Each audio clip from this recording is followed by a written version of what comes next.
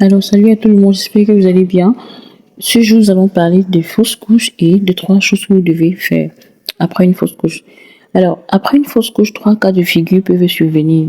Premièrement, soit vous tombez enceinte et vous mettez au monde un bébé vivant, soit vous faites encore une autre fausse couche durant la grossesse suivante, ou bien soit vous rencontrez d'énormes difficultés pour pouvoir encore tomber enceinte. Alors, avant de tomber enceinte après une fausse couche, il est important de mettre en pratique les conseils que nous allons vous énumérer. Il est recommandé après une fausse couche de faire l'amour après une période de 2 semaines. Alors, après une fausse couche, la notion d'activité sexuelle ne doit pas seulement être abordée. Il est primordial de se pencher sur d'autres éléments pour augmenter les chances de survie de la prochaine grossesse.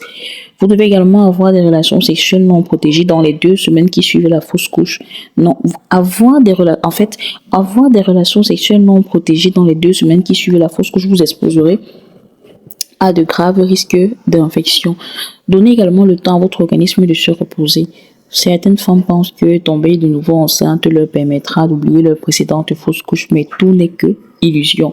Tomber enceinte directement après une fausse couche sans donner le temps à son organisme de se renouveler peut s'avérer dangereux.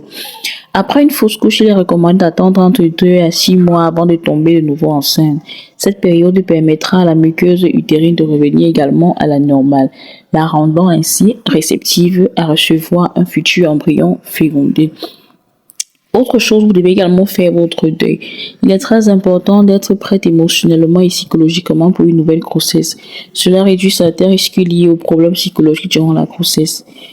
Vous devez continuer en identifiant les facteurs de risque liés à la fausse couche, pas vous, mais le personnel de santé qui vous a suivi ou encore une plateforme d'accompagnement en ligne.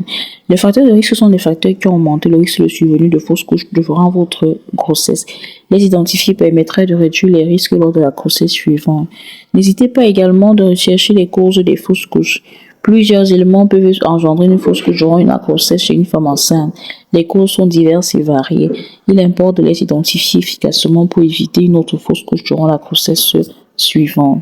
Voilà.